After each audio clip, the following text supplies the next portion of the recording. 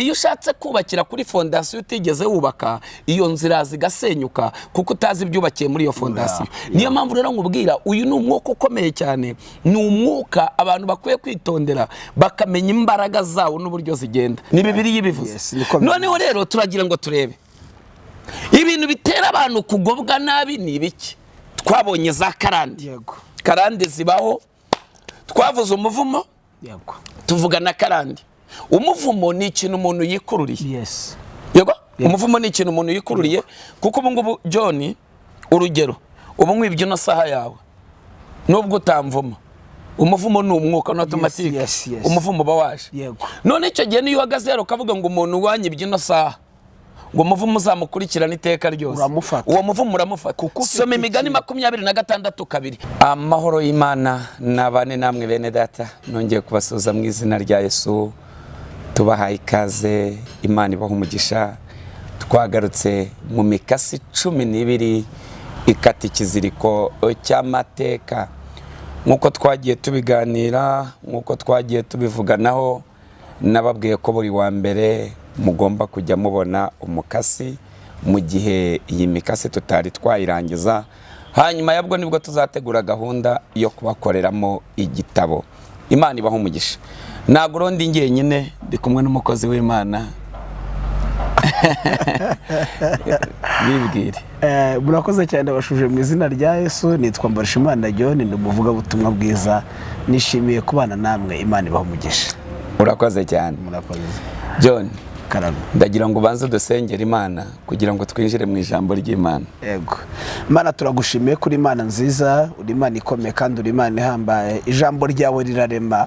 Reka uyu mwanya tugiye kubamo kuganira ijambo ryawe, ibitariho biremwe n'ijambo ryawe. Mu izina rya Yesu Kristo ubane natwe muri uyu mwanya wose, kandi abagiye kudutega amatwi, abagiye kurikirana ubutumwa bwiza, bubohora imitima, bukora ikidasanzwe, hazumvikana amashimwe n'ibihamya by'uko ijambo hari icyo byakoze.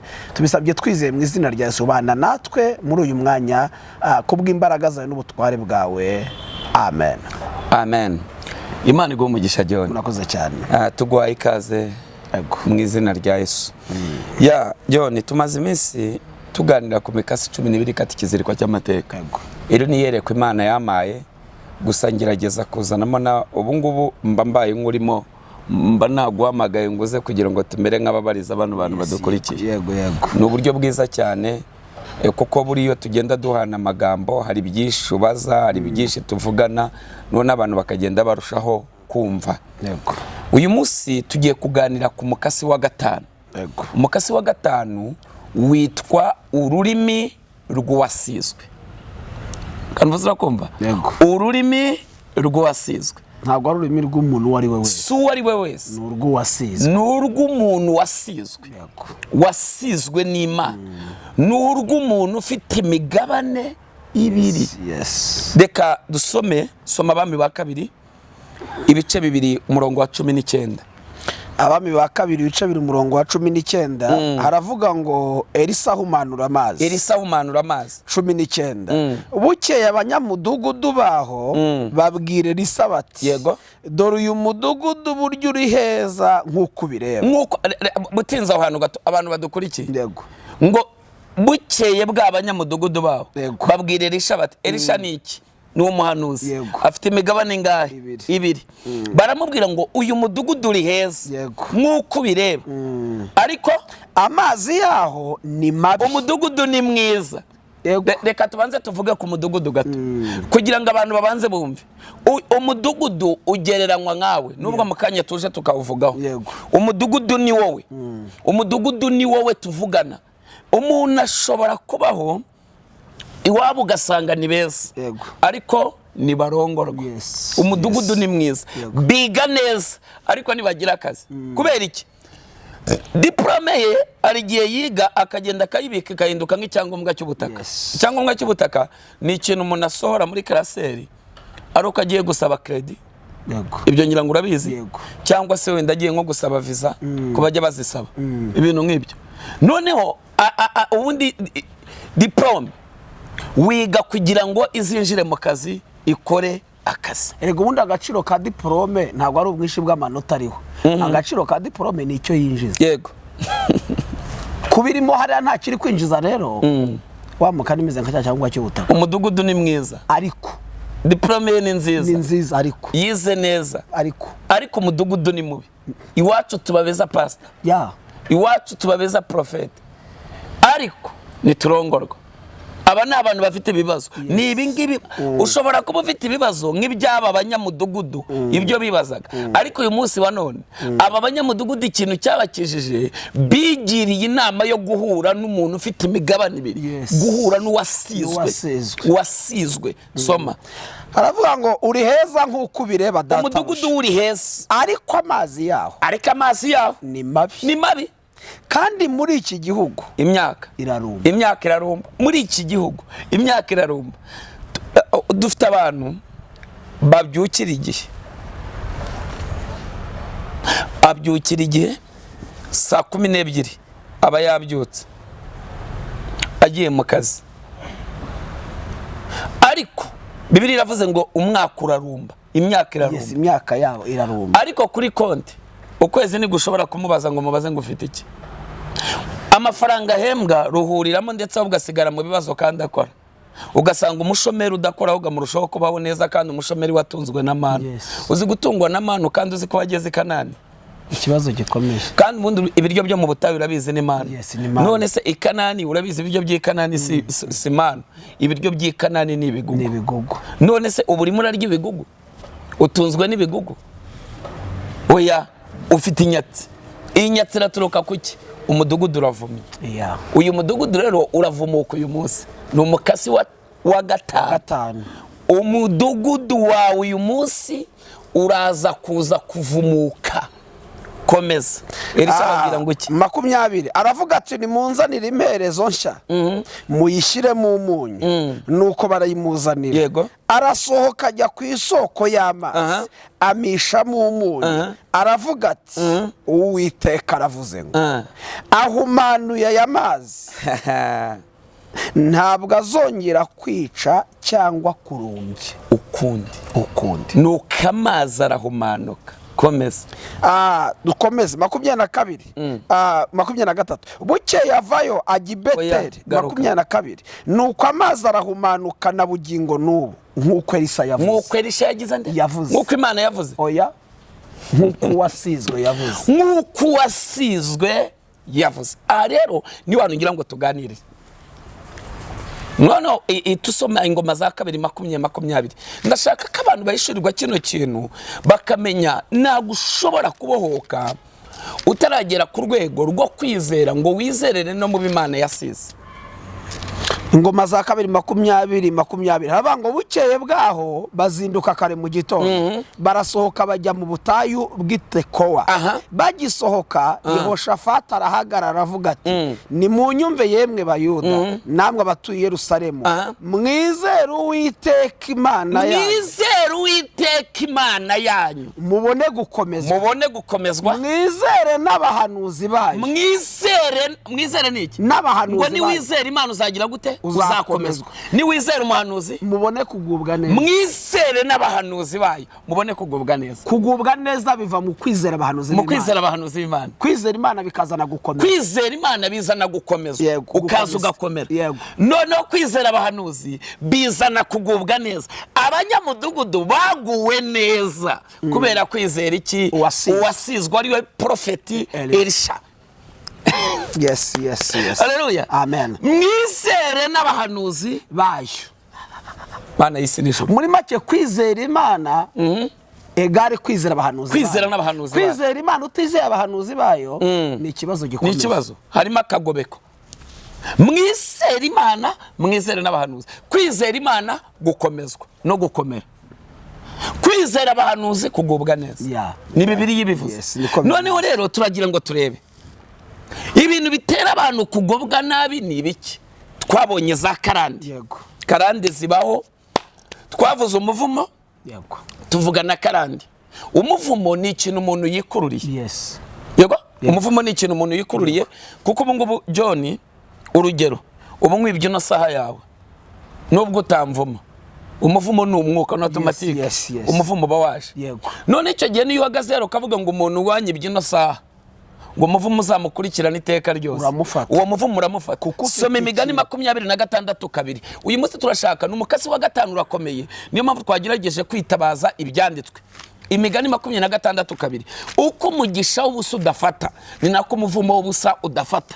Imigani 26:2 havuga ngo nk'uko igishwi kijarajara n'intashya ukiguruka niko umuvumo w'ubusa utagira uwufata. Gasubiremo, niko umuvumo w'ubusa utagira uwufata. Wamurikiye, umuvumo w'ubusa ntagufata, ariko umuvumo ufite ikintu uhagazeho urakwangaza. Dufite abantu nabo bafite umuvumo ujyanye n'ibyo bakoze.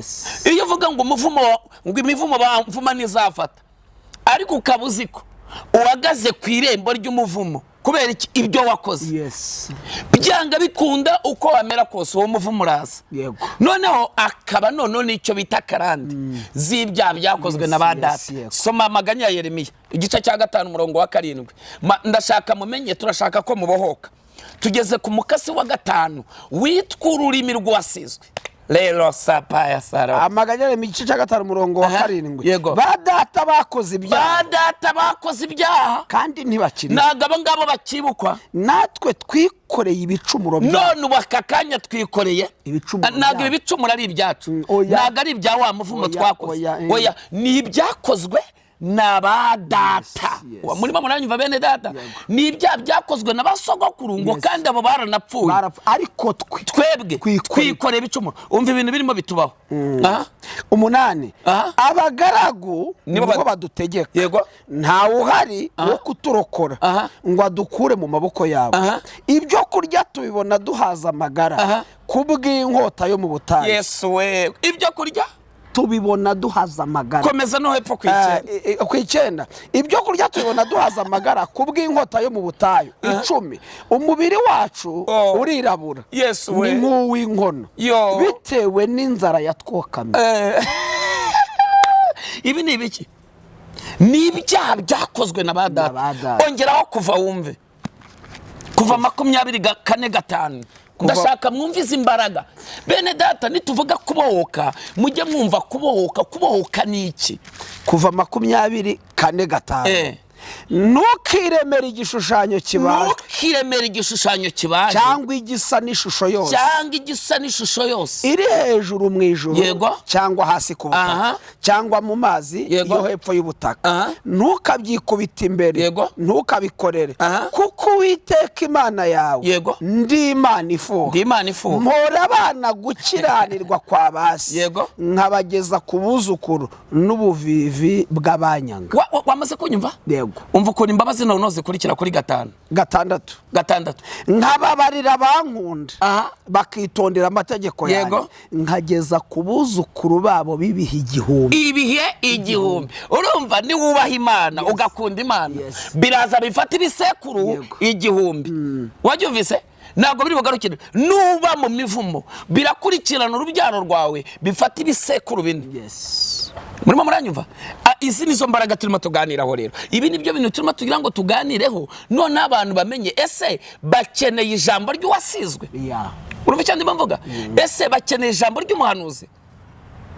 Ntabwo ushobora kubohoka mbere ya byose utaramenya kuboshye.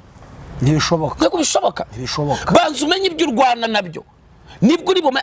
Abanyamudugudu bajya guhamagarira ishi barabanje bamenye ikibazo umudugudu ufite.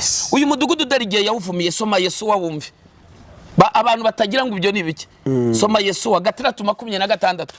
Ndashaka mu byumve bino bintu mwumve igihe uno mudugudu wavumiwe, nawe ufite igihe wavumiwe. Uyu Yesu yari yarapfuye, ntiyarakiriho. Ndajya mbibutsa, umuntu arapfa ariko umwuka we nagupfa. Yesu 6:26 haravuga ngo icyo gihe Yosuwa arabihanangiriza arahira ati umuntu uzahaguruka yararahiye yageze ku rwego. Ari abantu barimo barwana n'umuvumo ufite indahiro. Ugasanga umukurambere wanyu yari irahiye. Imana ijya guha umugisha Aburahamu ukomeye. Itangiriro 22:15 Imana yari irahiye. Iyo rero warwanye n'imbaraga z'umwuka w'umuvumo ufite indahiro akenera ururimi rw'uwasizwe, akenera ururimi rw'umuntu wasizwe kandi ufite imigabane iyo ibiri. Ararahira ati, umuntu uzahaguruka akajya kubaka uyu mudugudu w'i Yeriko avumwe imbere y'Uwiteka. Urumva ijambo avuze? Avumwe imbere y'Uwiteka. Avumwe imbere y'Uwiteka. Igihe azubaka urufatiro rwawo azapfusha imfura ye, n'igihe azahatera inzugi z'amarembo azapfusha umuhererezi we. Ayiwe. Nuko Uwiteka yabanaga na Yesuwa kandi arongera. Irekeraho nicyo nari nkeneye. Uretse gato burambura abami ba mbere 16:3-4. None hasigaye wumve uyu mudugudu igihe wavumiwe. Urumva uyu mudugudu uvumwe nande? Na Yesuwa. Uyu mudugudu uri Yeriko. Nagiriye ubuntu Yeriko narayisuye ndayizi. Uyu mudugudu niririba iringiri ryaruzaga amazi riri Yeriko. Abanyamudugudu ntibari bazi ikibazo. Ari abantu badukurikiye bo barimo bararwana n'ibintu ariko ntibazi ikibazo. Ntago bazi ahantu byapfiriye. Niyo mpamvu rimwe na rimwe ndabwo mbere yuko tuganira ushaka ko dusenga banza wumve zino nyigisho. Umenye nibyo ugiye kubohoka. Urabohoka iki? Banza umenye. Uraboshye ubundi? Banza umenye kuboshye. Reko zo wumve. Urumva uvuye muri Yesuwa ugeze mu bami. Ibitabo usimbutse urabibonye? Ni byinshi cyane. Ni byinshi cyane. Usimbutse ba Rusi, usimbutse ba Samweli, usimbutse abacamanza. Hari yashize imyaka irenga 600 hafi 800. Yesu wavumye uyu mudugudu. Haguruka umugabo uza kubaka Yeriko. Kandi Yeriko ni aravuga ngo ntihazubakwa. Deko zombi byamubaye. Nuzabigerageza azapfusha ifura. Nuziyongeza azapfusha umuhererezi. Siko Yesu wavuze?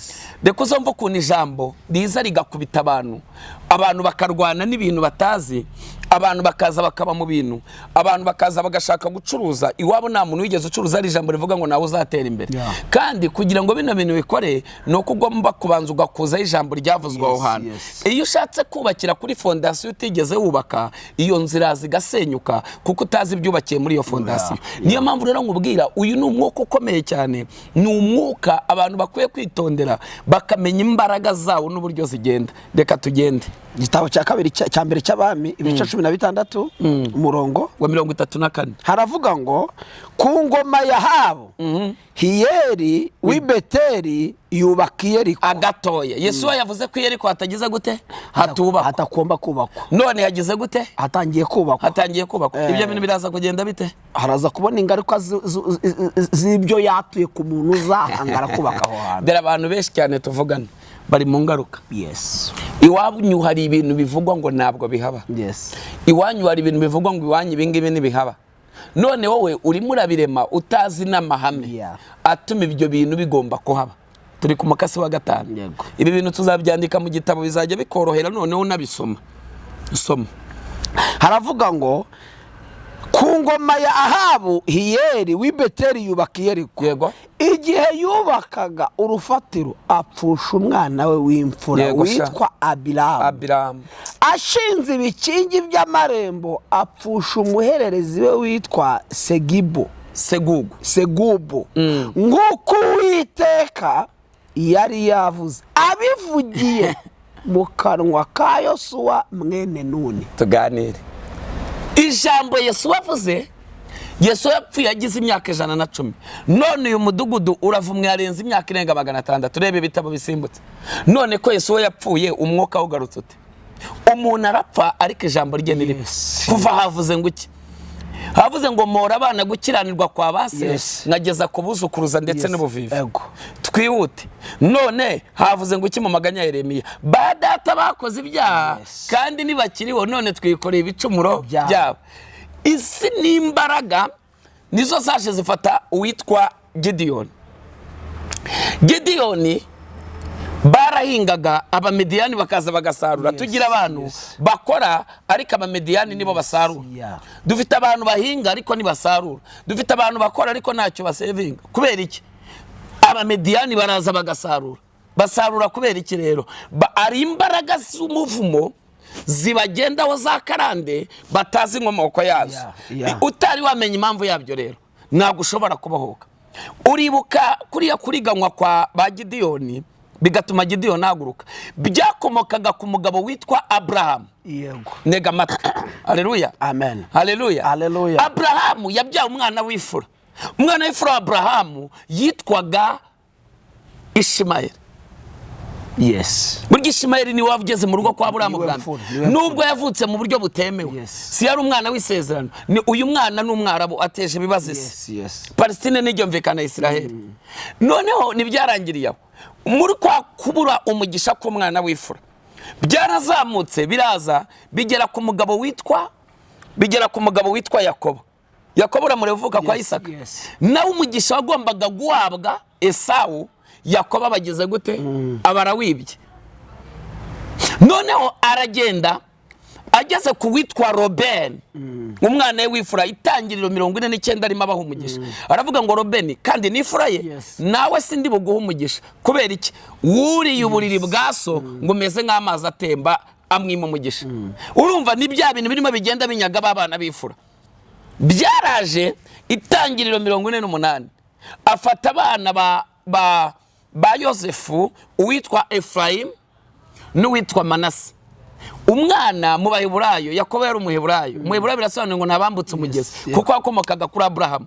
Ageze ku witwa Manase n'uwitwa Efraimu, ifura ya Yosefu, umuhungu yari yarabyaranye na Isinati.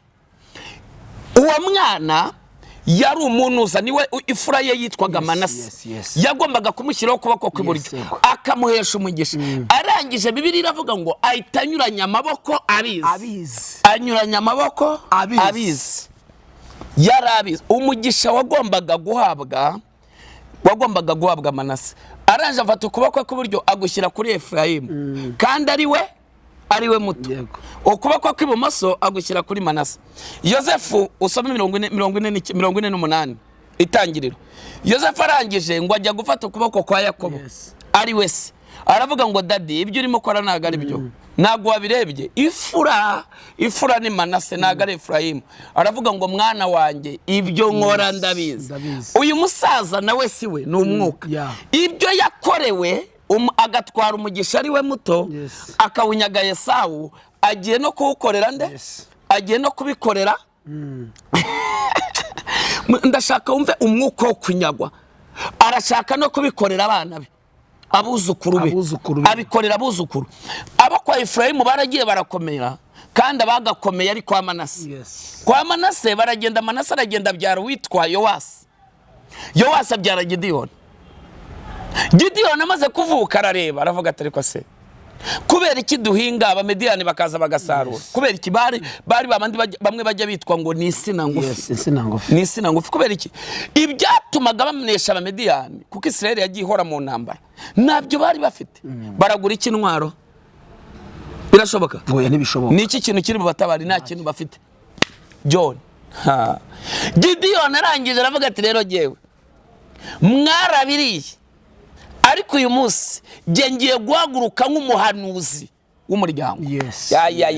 John, hari igihe umuntu ahagurukira umuryango Imana ikawurokora. Ayiwe Mana yewe. Yosefu byabaye areba ari we sekuru wabo, ntacyo yabikozeho kuko yagerageje no gukuraho ukuboko ngo abivuguruze biranga. Urimo uranyumva? Ntacyo yabikozeho. Uwitwa Manase na we amaze gukura ntacyo yabikozeho, kandi yaganiraga na se Yosefu. Yowasi avutse ntacyo yigeze abikoraho ngo agarure uwo mugisha. Ariko umwana mutoya yibyariye Gideyoni aravuga ngo ngewe hari icyo nabikora. Muri make ibitarakozwe na se, umwana araza arabikora. Ntibigombera imyaka. Ntabwo bigombera imyaka. Reka dutangariza abantu turi kumwe. Ibi bintu byabaye iwanyu, uyu mudugudu w'iwanyu uvumye, mutagira ikintu mugeraho, muhora mu ntambara, nimujya mwumvikana, muhora mushwana, ni umwuka w'urugendagenda iwanyu, iwanyu musenya ku myaka runaka, iwanyu muhora mupfakara, iwanyu mupfa mutagejeje imyaka, mugira umwuka wo gukenyuka, mugira umwuka w'inyatsi, mugira umwuka w'imijinya, mugira imyuka y'inzangano. Ariko ndagira ngo nguyitangaze, wowe wumvise rino jambo, waba Gideyoni w'umuryango, hari icyo wabikoraho, wagarura agaciro k'iwanyu. Yahuye n'umuhanuzi kuko yahagurutse. Yahuye na marayika kirya gihe burya yazaga mu ishusho y'abahanuzi. Amen. Icyo gihe yarizi ari marayika mwenyewe, ariko mu isezerano rya kera marayika yarazaga agahagarara mukabonana. Kandi bataza gushyiraho impamvu nka zimwe Gideyoni yabanje gushyiraho. Ko ndi umuhererezi, ntabwo Imana yitaye ku kigero n'imyaka. Ahubwo irashasobanukirwa. Wowe ubaye muto waba incungu y'umuryango. Kuko Gideyoni nubwo yari mutoya yiga imyaka n'ubutoya, niwe Imana yakoresheje incungu. Ariko yari yateye intambwe, arahaguruka, aravuga ati reka njye gukora ikintu icyo bakuru batakoze, agenda aragikora. Imana ihera kuri ubwo butwari n'icyo cyakayagaragara. Amen. Hari icyo wabikora. Ariko urasabwa gutera intambwe kugira ngo marayika abone intambwe bateye narangiza kubohora. Gideyoni marayika yese asanga arimo arasekurira ingano mu muvure, aravuga ngo murazirya mubanje kunyica. Uko asekura aravuga ati data ntacyo yabikozeho. Uko asekura marayika bamuturutse hirya, aravuga ngo niko wa munyembaraga ugira n'ubutwari. Amwise umutwari kubera iki? Akoze ibyananiye se, akoze ibyananiye sekuru, akoze. Bano banyamudugudu nabo iyo bataza kubwira umuhanuzi ikibazo, barabanje bamenye ikibazo, batera intambwe yo kukibwira umuhanuzi. Ahera kucyo bamubwiye, akoresha ururimi rw'uwasize rufite imigabane. Muri make hari ibyo dusabwa. Hari icyo nibajije Prophet, nibajije ese ko harimo nk'abantu badafite umugisha. Urumva hari ahantu bituruka. Ese nk'umuntu udafite umugisha wo kugira babaza ngo amenye intandaro y'ibyo ari kunyuramo, amenye aho bikomoka, uwazabigenza gute? Biroroshye cyane.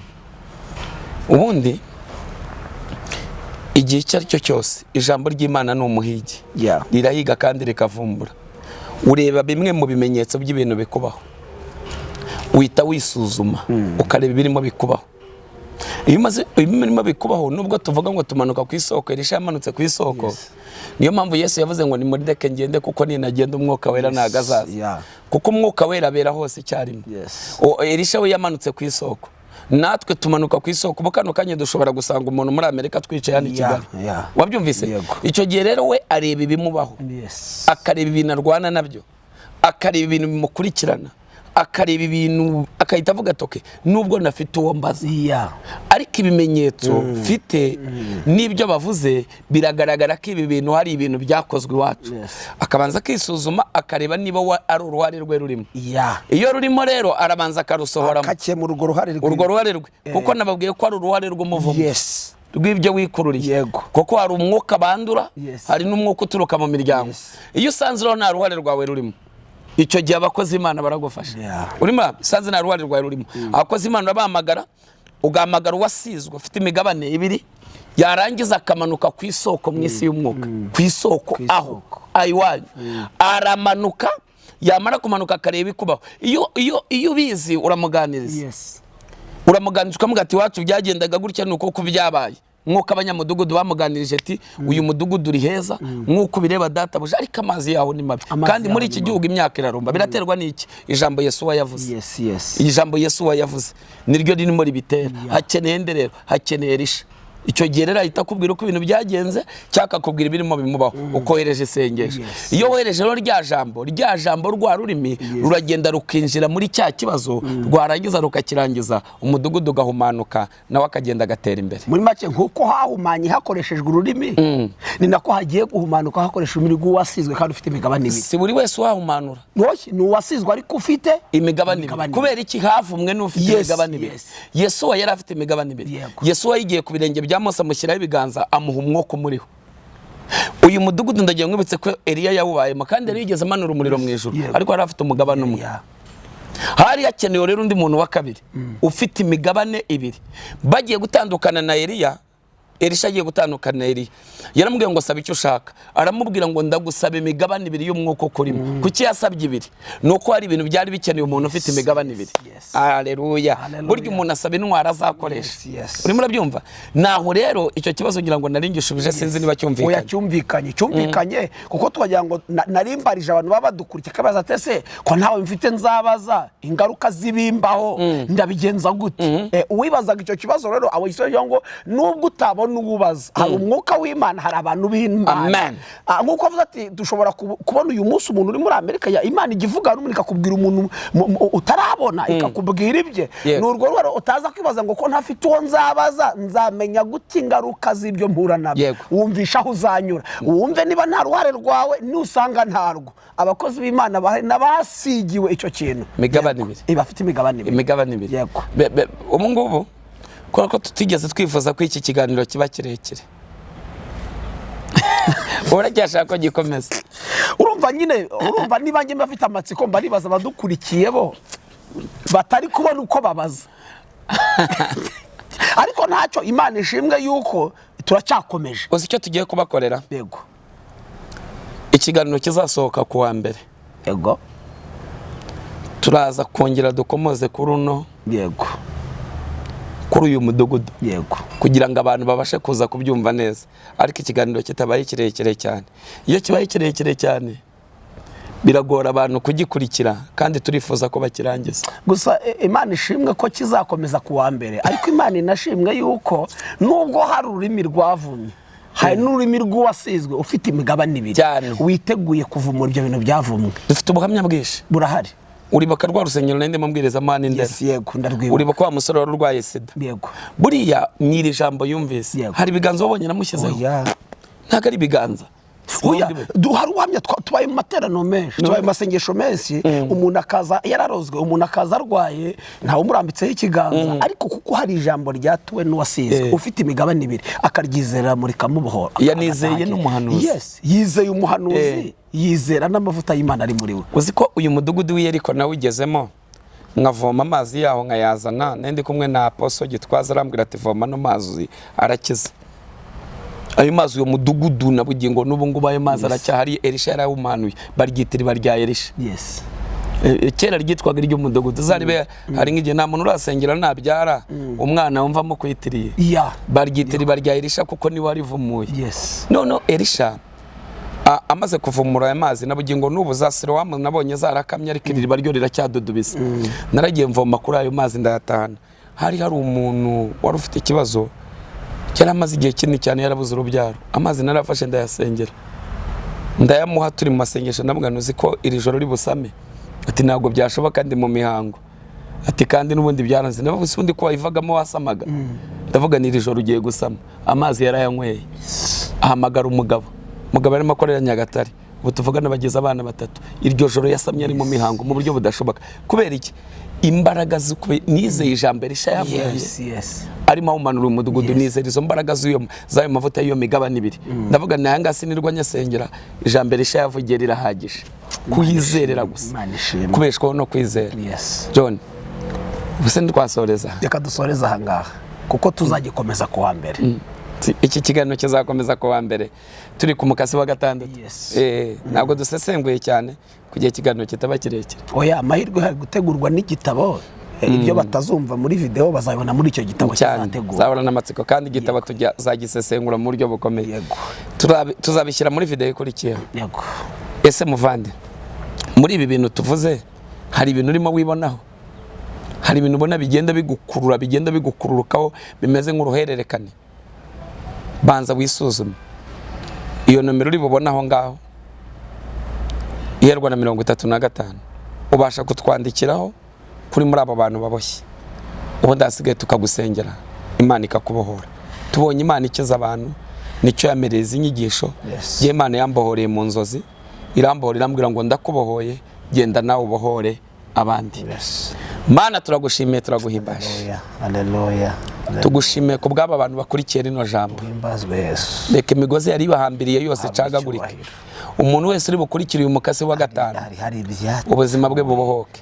ubuzima bwe bukire, ubuzima bwe Uwiteka yakira ikindi kirere, yakira ubundi buntu, yakira ubundi bwiza, yakira ukundi gukomera, yakire ubundi bumenyi mu izina rya Yesu. Ngaho ushyirwa hejuru kuko uri umwami, izina rye nirihimbazwe. Urakoze kubikoreye kuyubahisha, ni mu izina ry'umwami wacu Yesu Kristo, amen. Imana iguhe umugisha.